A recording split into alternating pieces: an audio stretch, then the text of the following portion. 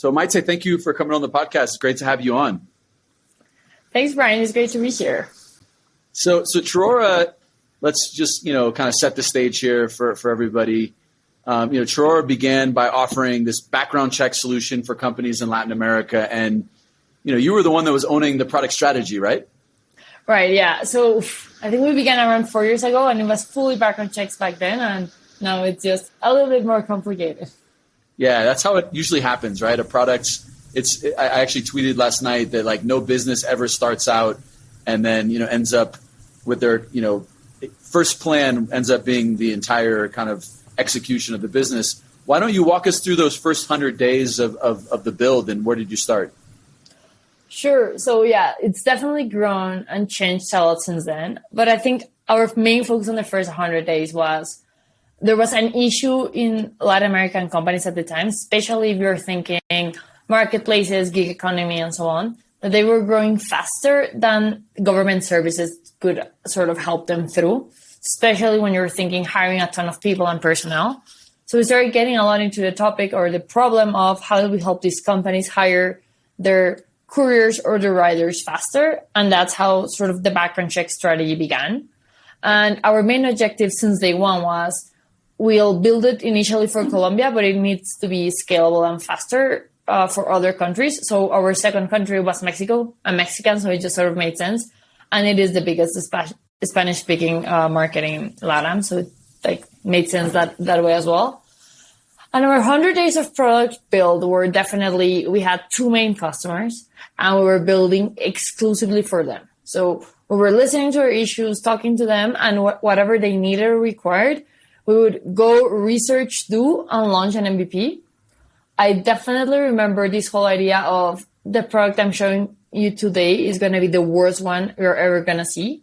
And it's just sort of that mentality that we had to launch fast and faster each time.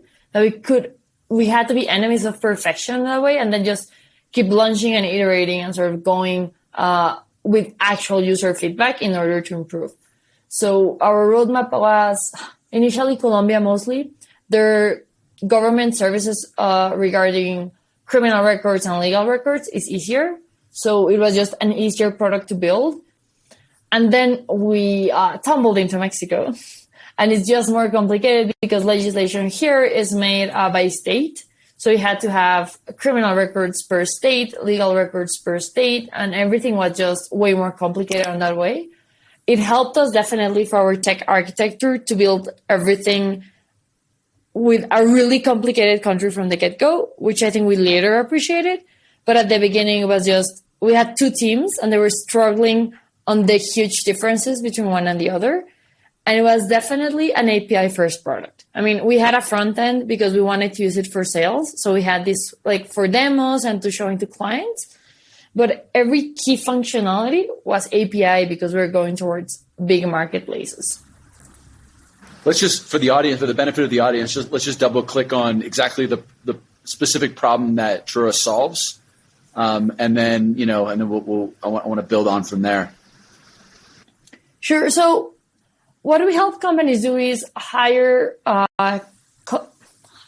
people or get users faster. So the problem we're solving for them was I need to hire a driver for my driving company, and I want to make sure they're not criminals. I want to make sure they had not committed any big crimes in the past. And you would be surprised, but things from murderers to being in a heist or a robbery. To more normal situations such as, I have a traffic ticket. I should not be the one driving people around Mexico City sort of thing. So that's why we had to get a lot into government databases because we needed this data and it's just past behavior that's publicly available. And the reason our product was catchy or needed, it's because we did this in under 2 or 3 minutes, depending on the country, for every single user. So we sped up a process that used to take days and people had to go in person to do. And we started doing it with tech. Got it. Would you say that, you mentioned that it's more complicated in Mexico. Is complicated good because it's harder to build and then you have defensibility, or is complicated bad because it's hard to get a product out the door? So in this case, I would say complicated bad. We first thought it was complicated good, but in retrospective, it's complicated bad. Because even at first we thought, we'll tackle it with great tech. And we did have amazing engineers and we had great tech on it. But at the end of the day, there's some struggles that are always going to be there. So if you're thinking any type of database, we had a database that is so dirty and you are not able to clean because you're missing so many inputs. Even if you add, the best AI on it, the best tech, automations, if the data, you're never able to get it as clean as you need to, you're never going to be able to provide a product that brings as much value add as the ones in the other countries. So today, years later, we do have a great product for background checks in Mexico, but I can see the difference on the value add a Colombian background check or Chilean or Brazilian background check brings to the customers, so to the companies, versus a Mexican one. And it's just something us and any other background check company struggle with. And I think that's honestly why we started sort of diverging from only doing background checks, because we kept seeing complicated countries where it was something that even with good relationships with governments and with good tech was sort of not in our hands to fix. So that became like a little bit of a break there. Yeah, I think we say garbage in, garbage out, right? Exactly. Yeah. And speaking of like kind of expanded roadmap, and prioritizing a product roadmap is super challenging. Historically, in my last company, I was so narrow in my focus with Viva Real. And now you could look at Latitude and it's this like weird, kind of mix of a bunch of different things. And, someone might say that we're unfocused in some respects, even though we have a master plan. So how do you balance kind of challenging what's next when you have so many good ideas as an entrepreneur? I love the word master plan, but I think it's definitely that. And I definitely empathize. It was super challenging when we started growing. And to bring some context into our prioritization issues, we were expanding in countries. So which country is more important to build next? So we had Chile, we had Brazil, we had Ecuador, Argentina, Costa Rica, like all of these other Latin American countries. But then we had, that was growing our same product, so background checks across many countries. But then we wanted a more robust solution to the problem that expanded not just to employees, but also towards the users. So who do I give a credit card to, sort of thing. And that's when prioritization got super tricky. And our master plan as a company was every 6 months evaluated towards what's the market size towards our solution out there, and the TAM, so the total addressable market. And this became a really North Star at some point, because we realized that, for example, background checks did not bring as much potential revenue in the future as we thought. So the TAM was smaller than we needed to. So we had to be thinking on other verticals of products to build and to explore. So the way we were able to sort of make a more structured product roadmap, we had to do different squads per different products. And no matter what pressure one team was having versus the other, we would not switch resources unless it was sort of a high-end product CPO decision. So the way to think about this was I had a team that was focusing on background checks for Mexico, Colombia, and the other countries, let's say, and a team that was focusing on building the new products. There's always going to be a lot of tension from the ones that are growing the product that is currently bringing revenue, so background checks. But if I'm never focusing a team or a roadmap or a product manager on the next product or in the next idea, they're never going to be built. They're never going to be priority. So we had to sort of divide and conquer. And it was so much fun. And it's still fun to date because we now have so many products and so many PMs. But it's honestly building sort of a Tetris and trying to figure out which one should get most value and for what. And I think any product manager out there with a lot of products sort of can empathize this. There's multiple techniques, but it definitely comes down to what's going to bring the company the most revenue in long term and then in short term. Sometimes, depending if you're racing around or if you're thinking on winning one big customer, you prioritize for short term, but you always need to have someone thinking and prioritizing for the next 5 years in order to build sort of a sustainable company.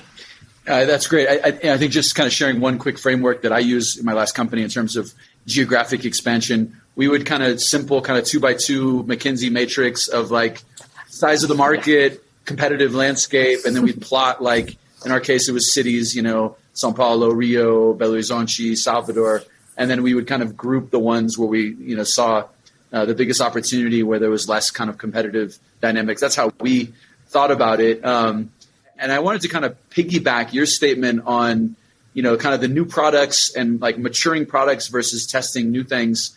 Where do you make that shift where, like, you as the founder and someone spearheading products is really just driving the roadmap, or you're letting the team kind of bubble up and decide where the focus is going to be? Is that something that, how is that done today? And how do you think that's maybe different from the first, call it 6 months?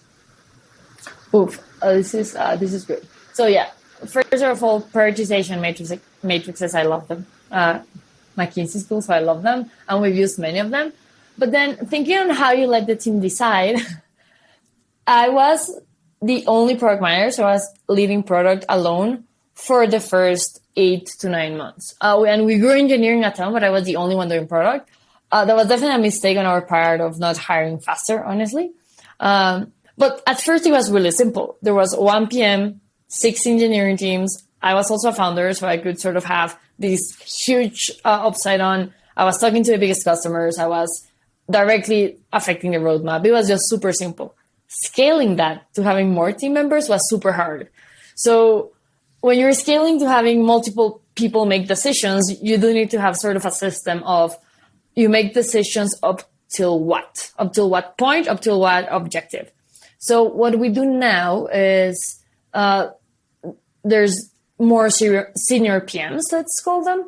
And what they do is they're able to define their roadmap up to a certain objective we want to reach as a company. This objective is defined by founders and sort of senior teams. We do a whole brainstorming to bring a lot of people into it. And then the PM decides how he and his team are going to get there. And this brings them a ton of liberty on roadmap on whether it's a feature, a bug, a new country. They're able to define this based on, am I hitting a metric? And this metric makes sense to the founders. And the reason we wanted to give that flexibility was when you work in a B2B business, such as us, there's certain customers that will definitely impact roadmap a lot. And you cannot ignore them. I mean, it doesn't matter how big your company is. If one of the biggest banks of the region wants you to do something really specific for them in order to use your product, you're going to say yes. I mean, you sort of have to, especially if you're trying to open more market in that country.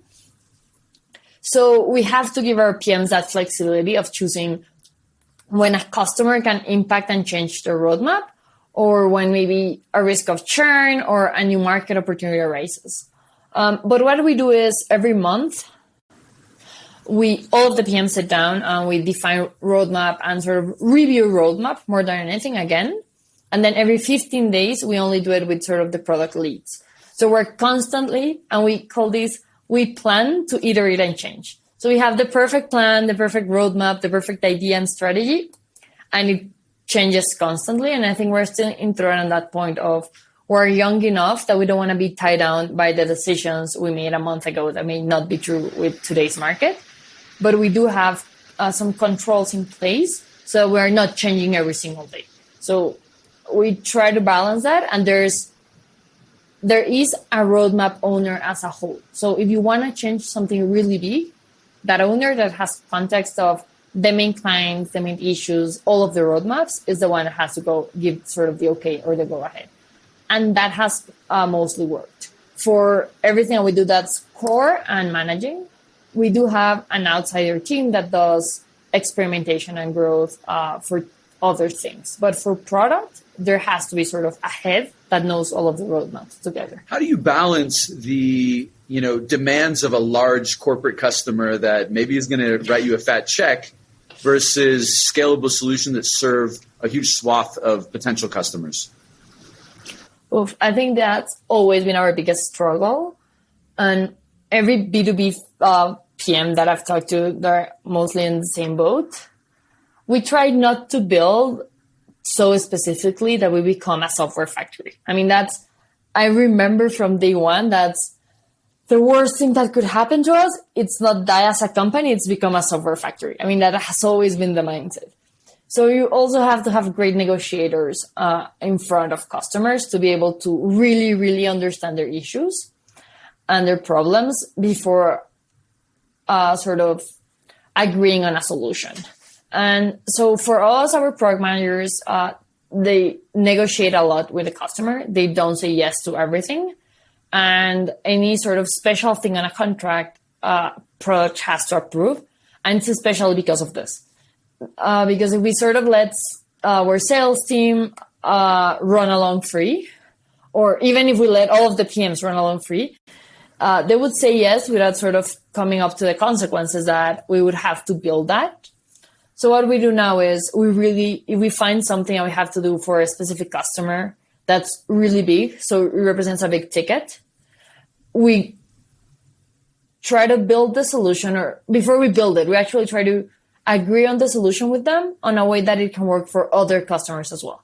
And we're super strict that we're not going to be building anything that's sort of exclusive for a client. So if you want me to build a connection to your internal databases, so you can connect our conversation, our KYC solutions with more specific data that you have on your databases, we'll do that, but we'll do it in a way that we can connect any external API to our solution. So all of the customers can sort of benefit from this feature.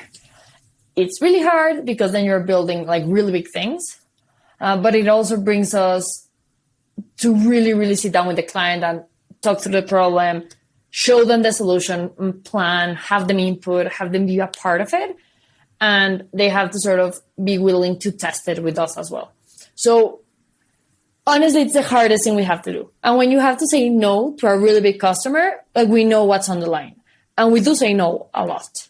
I think it's just part of it, and trying to not make as many mistakes as you can on those decisions would be. Yeah, it's probably easier once you hit some kind of escape velocity and you have a repeatable product, you have like a more diversified customer base. In the beginning, when you're in survival mode, or you're just like in the early days and you need to get that revenue in the door and you've got the pressure of growth and all those things, that's when you kind of, can probably succumb to some of those high pressures, but you don't want the tail wagging the dog.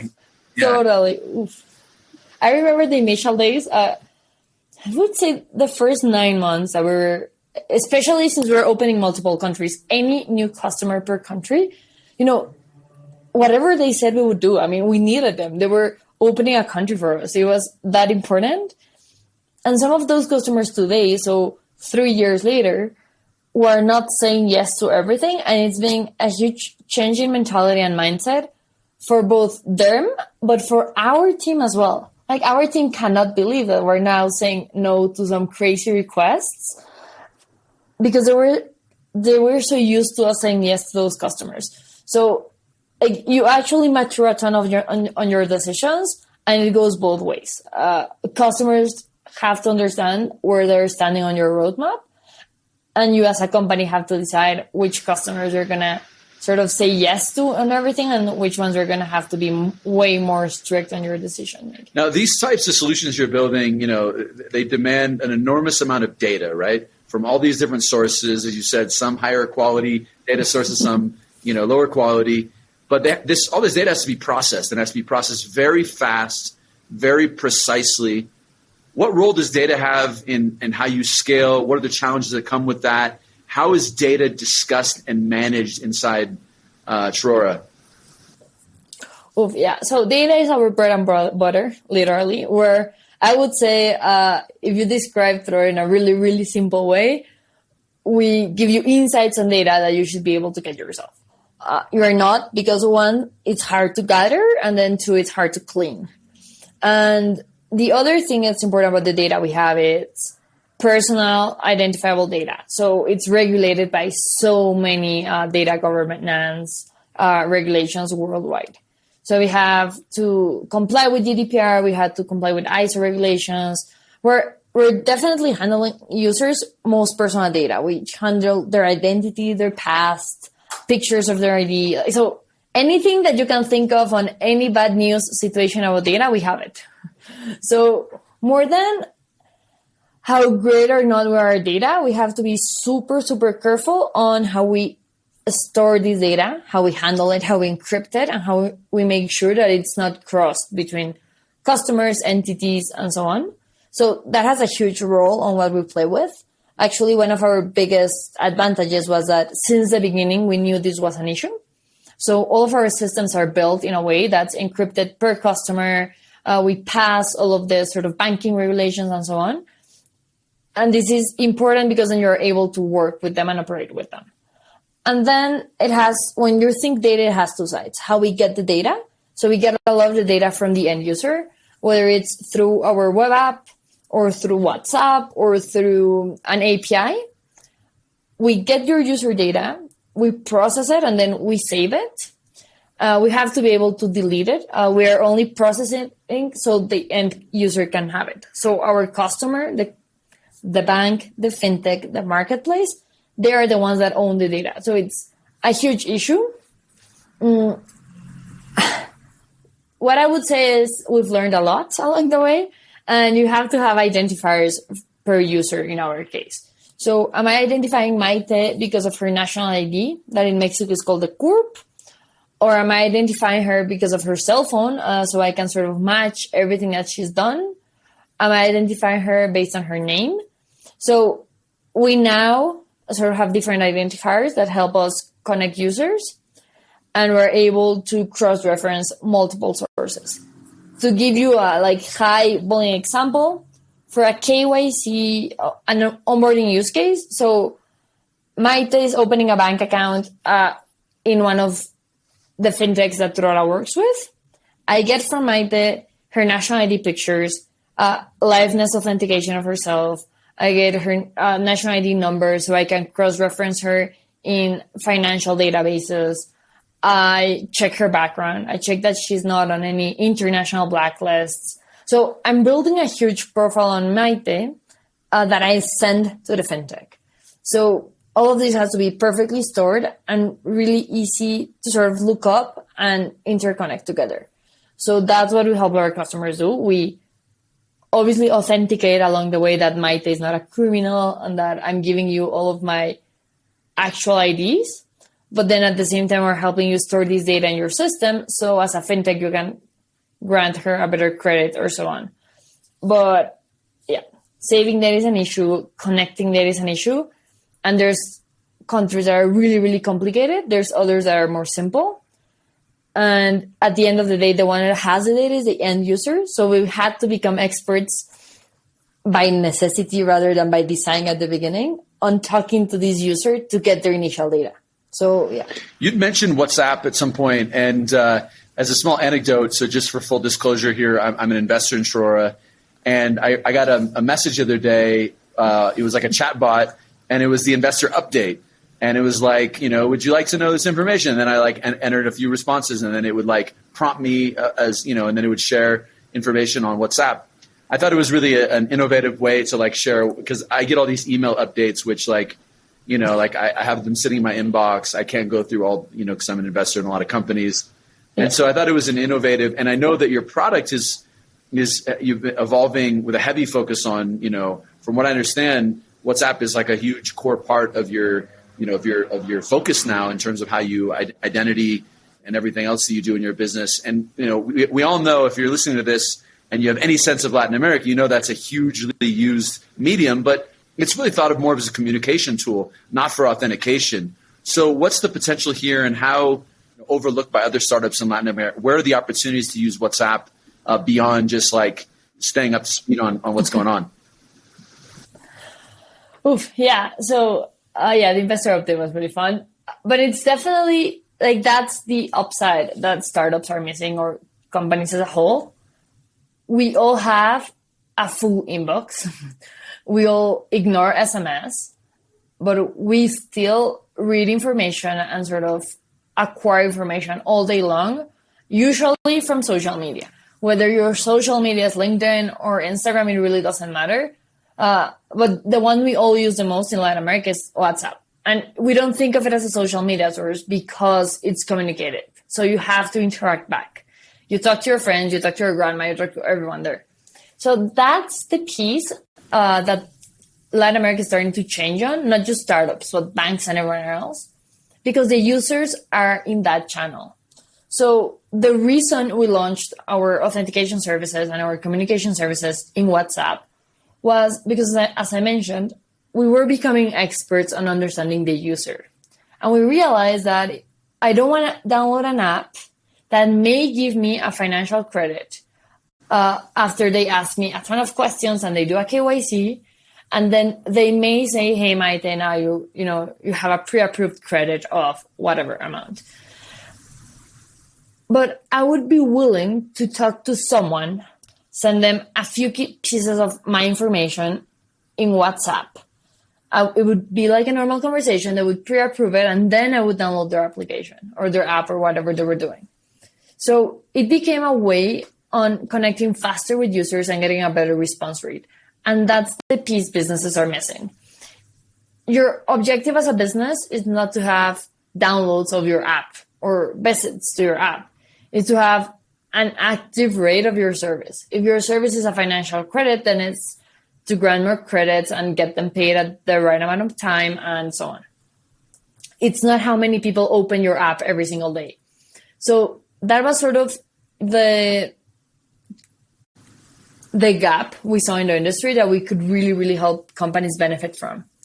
And since we're based on LatAm mostly, even if our solution of WhatsApp conversations works worldwide, we were focusing on LatAm because most of the users and the usage based on LatAm, all of them have WhatsApp. Not everybody has access to the best data on their phone or space on their phone to have all of our applications.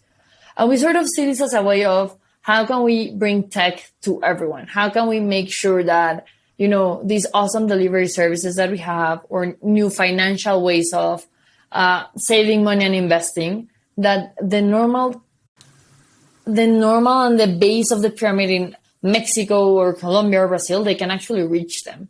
And it's not that they don't have internet or data in their phone.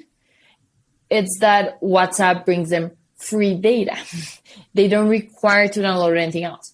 So it was finding that niche of people that wanted to talk to someone through WhatsApp or to a bot to get access to a service they couldn't before. And that's when it exploded. So this service of authenticating people through WhatsApp, we've tested it with, we have clients in multiple industries. If they're trying to reach sort of base of the pyramid, middle of the pyramid in Mexico, you're able to reach them. But if you want to reach someone like an investor, that's usually, top end of the pyramid or whatever, they answer back as well, because we're so busy with every other communication channel that if I get a notification on WhatsApp, I'm going to pay attention. So that's the mentality switch we want to, the mindset switch we want to do with our customers and with the users. The users are already there. We get a 40% better response rate on WhatsApp than any other of the channels that we reach users with, where the businesses are seeing that now and they're now sort of doing not the migration, but opening up this new possibility of contacting and reaching leads and customers. And on WhatsApp, either I respond in 10 minutes or it's like 2 weeks. So, or it's lost forever. But then I can send you a message 2 hours later. Don't forget. A quick poll here on WhatsApp: audio messages, good or bad? They're kind of like cilantro. Either you hate it or you love it. So I love them, but businesses hate them. Even if there's many new technologies of authenticating voice or sort of pulling data from it, for businesses, it becomes really hard to process. We actually have spoken to the WhatsApp team, so to the Meta team. They're improving the insights they're getting from voice notes as a service, but it's not there yet. So businesses hate them. As a user, I love them, but businesses hate them. Even as a user, some people don't like them because they feel like it's rude to send an audio. But I've always been, obviously I enjoy communication. I have a podcast. And I think that capturing tone and, inflection in your voice is something important that, I see so many misunderstandings on text. Oh, yeah. On text. I agree. Yeah. I think once the technology gets up there on getting the data out of the voice, it's going to make communication so simpler.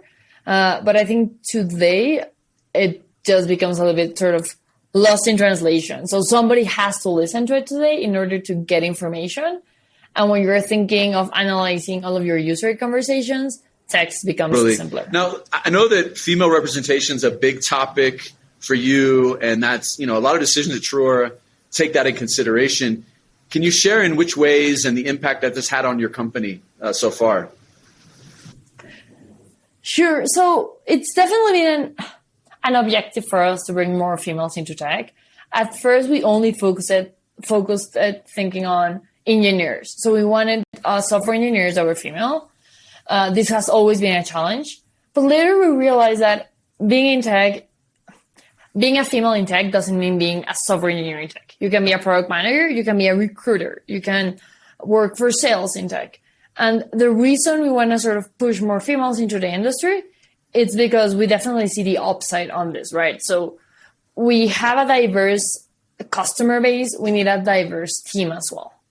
And for us, then it also became, Truora has a really big mission on granting opportunity to people in general.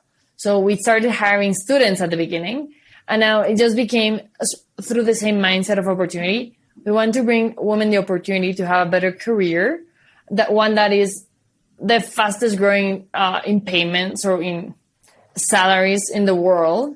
We don't want to feed the disparity that's happening. So that's where we really focus on, if I can teach a really crack female, whatever background, towards being a PM, towards working in tech, towards being a designer in tech, she's going to have a better future just because she has access to an industry that pays better salaries. So that's something we're really working on. It means when we hire, we at least ask the hiring manager to interview the same amount of candidates, male and female. It doesn't matter anything else. Like, hire the best one, but make sure you're finding both genders when you interview. So those types of things become really, really important. And we've created a culture that's really cool in Truora that they're not affected by having females in leadership. So we have tons of female leaders, and I think it's just really fun. But it's always based on work that you did. So it's meritocratic. It's never like, we hired you for this role just because you're a female. We don't like operating. Yeah, I think having a woman in leadership is really important. I'm lucky to have a co-founder, Gina, and there's just many times where there's women that we attract to the company that they're just inspired by her, right? They aspire to be like her in her career and how she's developed, and so it's something that it's good to have an example of someone else that maybe has a similar background to you or looks like you, and so that's something that I think provides an advantage ultimately for companies, because you appeal to a wider audience and you have richness of perspective. And so, that's something that I think we advocate for also at Latitude. I want to shift gears here. And, you raised this $15 million, the funding, what it unlocks, what's top of mind for you right now. And then I had a specific question about, how do you budget as a startup? How do you, you've got $15 million. I've been part of large companies. My last company became a larger company where you had strict budgeting cycles and you had to, but given that things are very unpredictable at the earlier stages of a company and things change so fast. So two-part question, plans with capital, what does this unlock for you? And then how do you go about managing that capital and making sure that you kind of get your best bang for your buck and that you manage your cash in a way that gets you kind of the next stage of growth? Both great questions. The second one is tougher. The first one is a little bit easier. So the reason we raised the round was we were starting to see a lot of traction with WhatsApp onboarding, but we wanted to definitely be leaders in two markets. One was Mexico and the second one was Brazil. We're focusing first on Mexico. And the only reason for this is Spanish speaking. Our product is built on Spanish speaking. We do have everything in Portuguese, but it's not the same. And I'm Mexican. So this is a personal challenge. We definitely want to grow Truora in Mexico. with our WhatsApp onboarding solution, and it's what we're doing. And we need a bigger market. So even if we're big in other countries, we will not be able to reach our targets of growth for the next year and the year after that if we're not in a really big market. So that's Mexico and Brazil for sure. And on the side on how we spend our money and how we manage money in the bank, we have a great culture at Truora, to our great determined sometimes, that we're always operating as if we don't have money. Honestly, like we still have this mentality of the first days 4 years ago of startup where we had no cash in the bank and we were super scrappy and super thoughtful of every dollar spent. I love that this mentality moves forward because then the team actually focuses on this a lot. When we're defining a new product solution or migrating a database, the cost of the database, of maintaining that database, or the cost of the service that we're going to integrate is definitely part of the conversation. And it's a huge part of the conversation. So we're always focused on margins versus other startups that at the beginning are not as focused on that. We've always been super focused on that. So on that end, we don't have to train anyone on that mindset, which is awesome. But then we do have to spend the money. So how do we do it? We focus on burn a lot. So we review burn every month. And we are trying to optimize that the money we're spending is the most efficient. We're currently learning how to do more marketing and sort of awareness stuff to get more customers. And this is something you have to learn on the go. So today, sometimes we don't spend the money as efficiently as we could on our new crazy ideas on growth or marketing, that's for sure. But we try to keep ourselves honest on tracking that money spent. So, if this month I put $30 on Google Ads and the return was negative, please don't put 50 next month, right? Like bring that down, iterate with less cash, and then put more cash on it. So it's hard because when you're in a growth stage that we really want to be at, it's use the money to grow faster and more efficiently, but don't waste the money. And control of money happens really big spends through the CEO. So we have to get the approval. That's a way of centralizing it, and through the CFO. So he has to approve any crazy idea we have as well. We are really working towards having a better sort of cash optimization system. But for now, we're on that sweet spot where we have it. We can use it, but we're so picky with it that we at least want to understand what we got out of it. And yeah, so managers have the decision-making piece there. And they're usually coupled with a founder to sort of get that through and approved, I would say. If it has anything to do with sort of the growth strategy for Mexico or Brazil, it's easier to get approved versus if it has anything to do with expanding in Colombia, where we're already like market leaders, then we would not invest as much in that country. So we're sort of working. I have one more question that just came to mind. How do you motivate the teams when some product teams are working on something that's like the shiny new object versus the good trusty one that pays the bills? It's super hard. So our good trusty product that pays the bills is still background checks to date. We spent 2 years building it, so it's by far the coolest product. And we have our best senior engineer on that product. And he's honestly awesome. Like I would love to steal him for any other product, but checks, it's his baby. Like he's right there.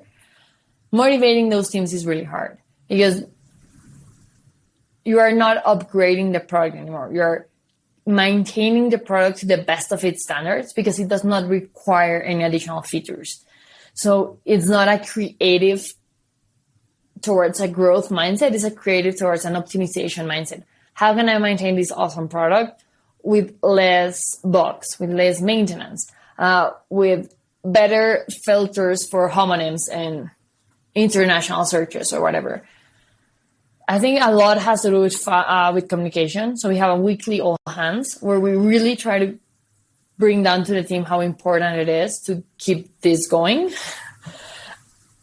But we've definitely struggled with this because every new customer, not every, but most of the new customers, we're focusing towards the other solutions. So when you're trying to win a customer, everybody's talking about that customer, right? There's like, oh, we had a bug for X customer. We're trying to fix it. We're trying to build for them. We're trying to work for them. So it just becomes a really intense startup mindset for getting something out there.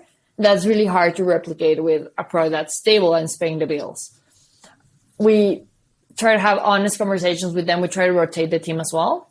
And we actually have a premium. I think at some point we paid a premium for maintenance. I think I'm not super sure. It really helps that our best engineering is working on that team. So if you want to learn a lot and you want to work with them, you're working on that team.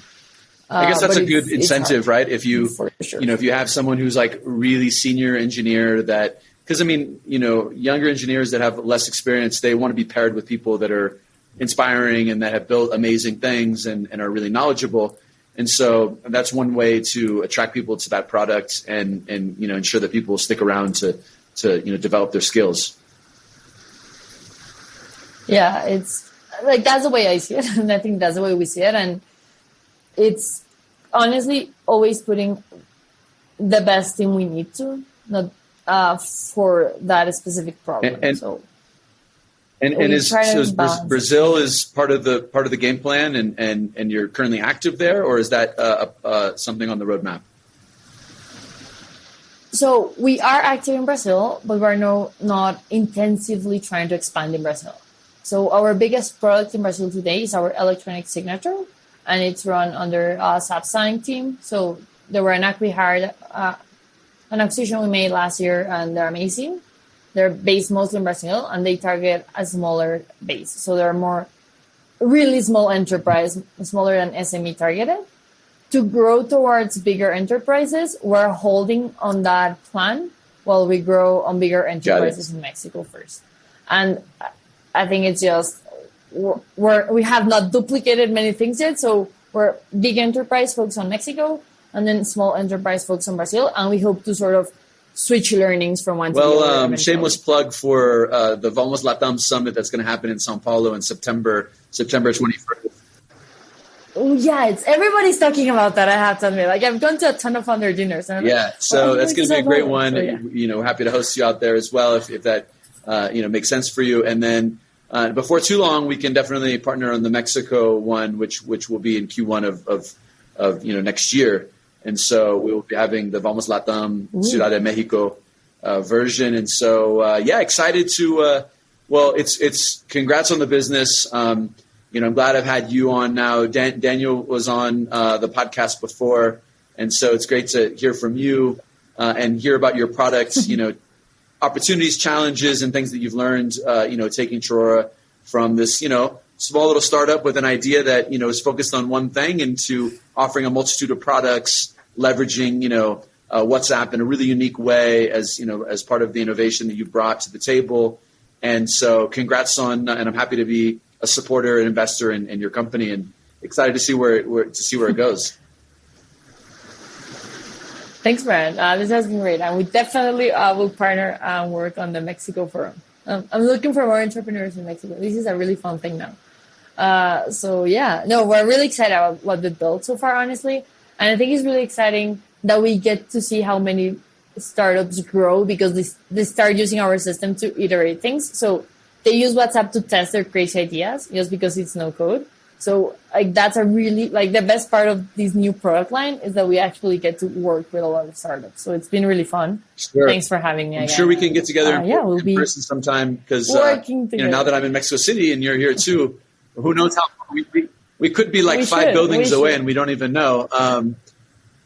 But listen, I'll probably start hosting maybe some founder dinner series. So if I start doing that, I'll be sure to let you know and we'll meet in person. Please let me know. Yeah. And if you need anything, I'm at Mexico City native, so happy to help. Voy a necesitar tus contactos y tu conocimiento.